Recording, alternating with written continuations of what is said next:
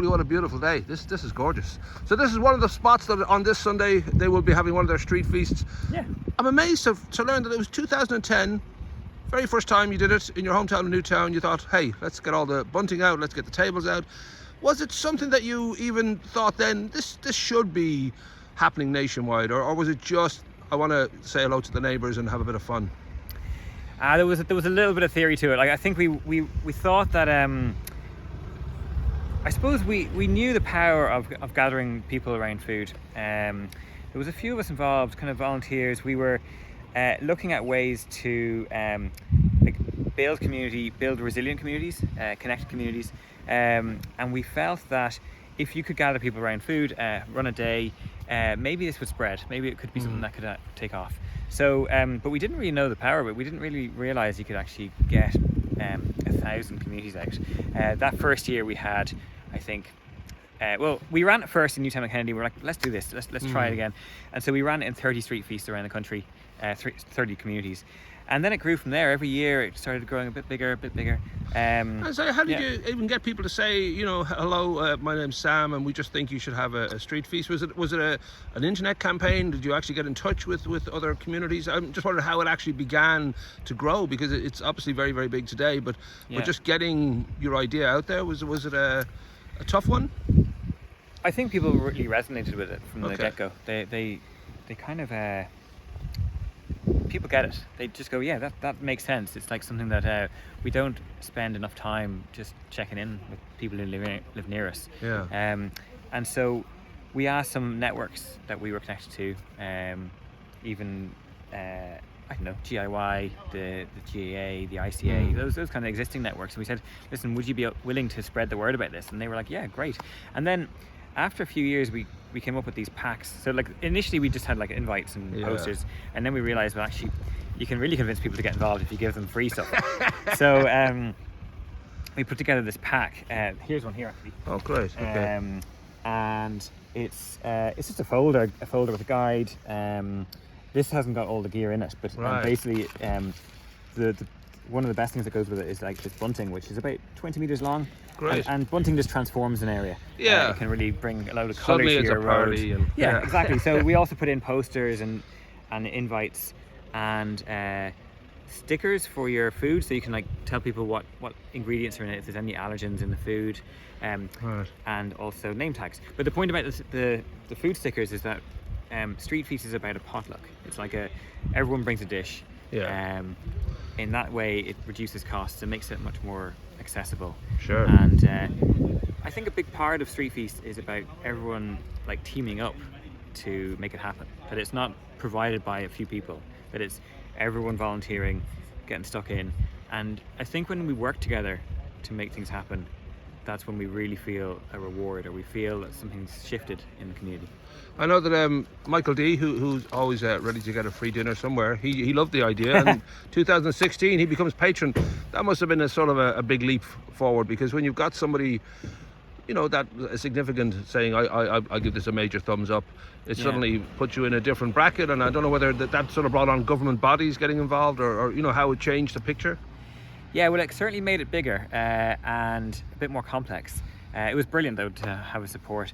That year it was 2016, and it was the year of the centenary, if you remember. Okay. So we actually started working with the Department of Community and Rural Development, and we and all the local authorities. So before that, it felt a bit more. Well, I was volunteering on it for years, and by then it was like, okay, actually, hang on a second, this is getting a bit big.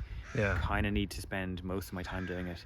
So we started paying a few people on the team, and started to kind of basically get funding from the local authorities who cover the costs of kind of the local street feasts. Sure. And then the department helped to cover the cost of like the coordination across the country. And so having the patron Michael D. Higgins on board, it just gave it that sense of I suppose respect that people that organizations had for it. It jumped from I think 300 street feasts to 1,200 street feasts in 1 year. Right. So we really had to by that point we were like, okay, maybe I shouldn't be packing all these packs in my sitting room. That kind of thing. Right. So I know that you're also involved with its neighbourhood network. Which was that before or after the street feast? Was it sort of like an expansion of it? I'm not sure where that fits in. Yeah, it's. I suppose the story there is that Street Feast started back in 2010. Yeah. So it's been going a good while now. But over the years, we realised that communities they were contacting us going, listen, we've run a street feast, but what do we do next? Right. How do we maintain momentum? Or we've come across some obstacles, or we've lost the energy of motivation in the community, let's say. Yeah. So we realised that there was this need for supporting people to come up with other ideas, but also to give those hosts some more skills in like hosting and facilitation and understanding how to organize. Right. And so that's where the concept for Neighbourhood Network came in. It actually happened at the same time as COVID, so it was a kind of perfect time for testing, trying things out, Right. having a lot of time on our hands. And so we run national campaigns like Street Feast. So Neighbourhood Network's the umbrella organisation now. Okay. And so Neighbourhood Network basically employs a group of people who run things like Street Feast, which is our campaigns, and then we also run projects on the ground. Projects on the ground, like for example, Home Together, which is where we work with estates like this one to, I suppose over about 2 to 3 years, to help them develop their capacity to be a really strong neighbourhood. Right. And what would be involved in that? Is it just trying to organise small events that bring them together, or I don't know what that would on the ground actually be? Yeah, it's we're still figuring it out. We've been doing this for 3 years now. It's not alcohol, is it? Because that seems to bring people together, but then it also pulls them apart later on. Exactly. Yeah. It's no. We steer clear of the alcohol, although it's a really good way of getting people together. Sure. I'm joking. No, this is like, communities can be complex, and there's loads of different aspects of it, and there's challenges with being in community with other people. So, and every neighbourhood has at least one idiot with a big truck. Exactly, yeah. Right. Or people have different values, but ultimately what we like to think is that we have a lot more in common with our neighbours than we have differences. And so we might look at them and say, oh, they look different to us, but actually they're probably pretty sound. They might have different backgrounds, but they generally they'll be sound to hang out with, you know. And, and I think that's a really good value to remember. So the point of this project, Home Together, is to develop proactive community as opposed to reactive. What I find is that a lot of community can occur through a reaction to something that is negative. Having to deal with a problem pulls people together, but that doesn't necessarily make for a good atmosphere. You know, there can be some campaigns, you would have seen some campaigns in Greystones that can really build a community. However, it can sometimes be divisive, and I think that we should be able to build community without necessarily a common enemy. Sure, but to actually without having a fight at the centre of it all. We're gonna, like, we've just bought a house here, let's say. Sorry, not me, but like, let's just say you're someone who lives in an estate. You're like, I've bought a house here. I'm probably going to stay here for 10, 15 years. So I might as well put some roots down, kind of get to know the people around me, figure out how to work together, figure out how to like ask for things from the local council or from local businesses, figure out how to get things fixed and to get things done. And be aware of the other issues that are going to affect us over the next 15-20 years. Will you guys provide pellet guns for if you have teenagers in the area that are troubled? Yeah, exactly. Can you get pellet guns? Yeah, we have a whole range of that'd be great. Of weaponry.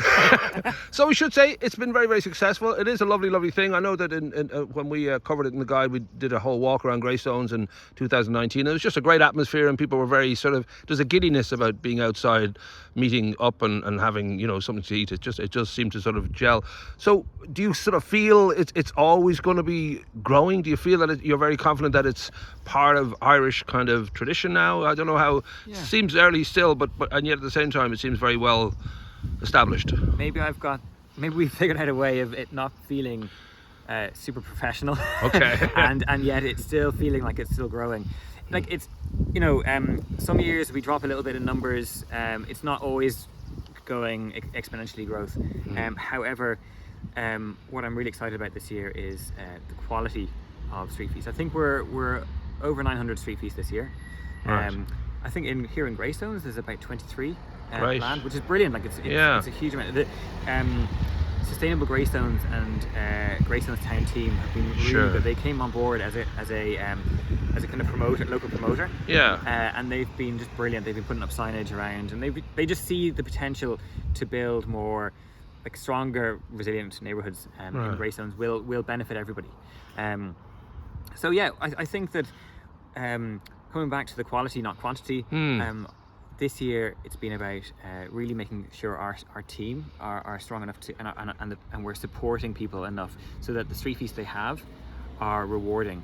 If you try and grow too big and get everyone to do a street feast without really thinking about the fact that it might, they might bite off more than they can chew, or they might try and do too big a street feast, and that actually can have a negative effect because you can be burnt out, and you might actually then run one the year after. So we urge people to start small, keep it simple, like it's a picnic, it's like it's a barbecue. Just do what you can, and then maybe if it goes well this year, then another few people will come out next year, and it'll grow like that. But we don't need to constantly be growing. That's just I think it's about making sure that we're present on the day, that we can welcome people as they come out and go, listen, isn't this special? And the good thing is, like, unlike most festivals, there's no cover charge, there's no agenda, it's just about meeting up and sort of having that relaxed moment. You're not having to address anything other than, we live here, we're neighbours, let's have fun. Yeah, I think like there's going to be a little bit of cost. People are going to have to buy some ingredients. They might want to certainly if you want to insure your street feast, just to make sure that if there's any issues, like that can come with a little cost. It helps to have a little kind of hat to pass around. However, the beauty of street feast is that informality. It's that kind of, it's not a structured thing where we sit around in a circle and go, right, what are we going to do as a community? It's like, I feel a lot of people are much more comfortable if they're in a space where they can come and go, where they can sit on their own at some point, and they might want to join in a conversation. And that, I think we've forgotten a little bit about how to be together. And I feel that if you have your flyer and you are thinking about running a street feast, like knocking on someone's door and saying, hiya, like they're doing it all around the country this Sunday, why don't we do it too? That excuse to knock on someone's door is very helpful, because it's not a culture. We've lost that culture of knocking on doors. So the very last thing is, if you have a neighbour that keeps parking in front of your place, is it traditional then to put your plate wherever they're sitting, just keep putting it over wherever they get up, just go and put your plate there? Yeah, that's I think a good. Or maybe leave a cupcake on their chair. That'll work. Before they go That'll sit work. down. That goes down really well. Yeah.